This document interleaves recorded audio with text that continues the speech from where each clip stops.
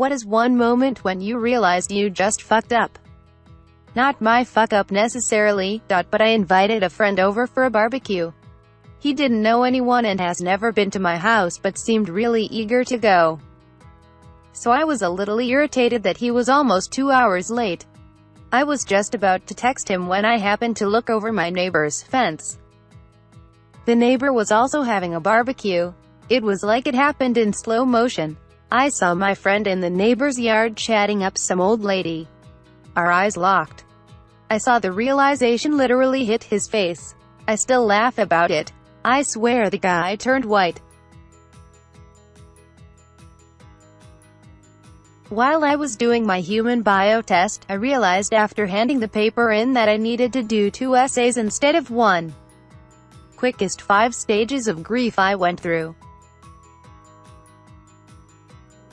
Direction driller and locator of 10 years here. Drilling in Miami quite a few years ago and was doing a fairly deep road crossing. Half a road under the road I felt a pop and proceeded to see a 30 feet tall shit stream shoot out of the road. I had just drilled into a 12 inches unmarked force main sewer. If you have ever seen a 30 feet stream of raw sewage you will never forget the smell. The first time I, age 8, dropped the F-bomb in front of Mom. It was exactly like that scene in Christmas Story. Time slowed as I heard the word exiting my mouth, yet was powerless to stop it. At least no soap for me, though. A while back I was doing laundry and noticed our washer had a bit of funky smell to it. I looked up some home remedy online that involved baking soda and vinegar, and while I was standing at the washer I thought a cup of bleach wouldn't hurt. As soon as I threw it in and started the washer my brain went, hey, you probably shouldn't just be mixing chemicals all willy-nilly. So I pulled out my phone and googled vinegar plus bleach and just about shat my pants when I read the result. Vinegar plus bleach equals toxic chlorine gas. I proceeded to panic and scream for everyone to get the hell out of the house. Be careful with chemicals, people. It's been almost 30 years since this happened and I still have nightmares. Freshman year of college. My first set of college finals. I was totally prepared and ready to take them all. Had almost straight A's going into finals. I go to my last one, which was a throwaway 3 credits of Introduction to Sociology. I sit down ready to ace it and look up at the board to see Biology 103. That's weird. I pull out my calendar. The sociology final was yesterday. When I turned my wheel right, and the car didn't. When I climbed my school's roof. Was quite a heavy kid, and I was out and about with my cousin and mates.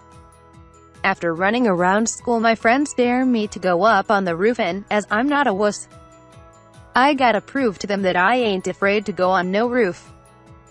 So after a while and much help I got up, ran around up there and had a bit of fun, and then I had to get down. That's when I knew I fucked up.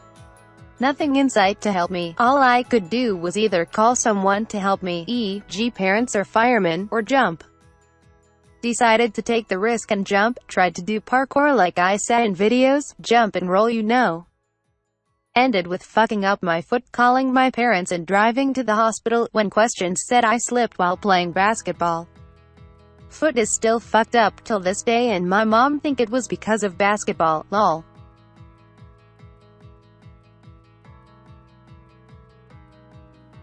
Sexted a group text instead of my person. I pulled what I thought was my expired credit card out of my pocket and ran it through the shredder at work. It wasn't my credit card. It was my government ID card, which I also need to log onto my work computer. When you take one proper look at your teeth and realize the grave consequence of years neglecting dental hygiene. PSA: take care of your teeth, kids. The other day I was beaching, not paying attention. Had a glove on my right hand that's oven safe. Someone handed me a beer and proceeded to talk to me. I took the beer with my right hand. I then opened the barbecue and grabbed the top grill with my left unprotected hand to adjust it, pulled it halfway out before the heat registered. Once it did, the realization was pretty instant. The blisters were bad for over a week.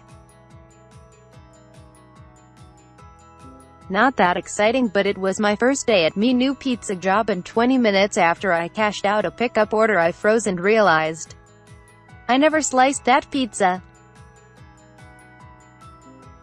When realizing that you put the wrong test version down on the Scantron for your final exam.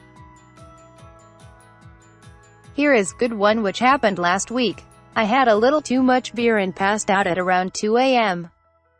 It was couple of hours after I woke up and had this feeling to take a shit, but at the same time I felt like throwing up. As I run towards washroom, I thought definitely I'm gonna throw up, but nothing came out. I was waiting on all four when I decided it's time to take a shit. Big fucking mistake. Halfway through I realized I fucked up. Vomited all over the floor and on my legs. Worst part is I had to sit there 10 more minutes in that puddle while I finished pooping.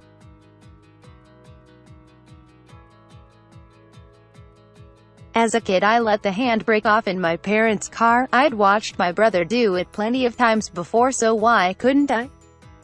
It rolled straight down a steep bank with me in the driver's seat and into a tractor tire. My parents were fuming for a few weeks.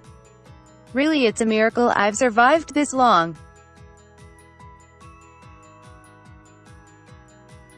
I was a young software engineer working for a startup in 1998.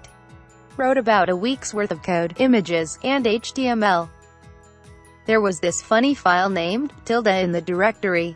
I wasn't sure how it got there, but I wanted it gone before I checked everything into CVS. No problem.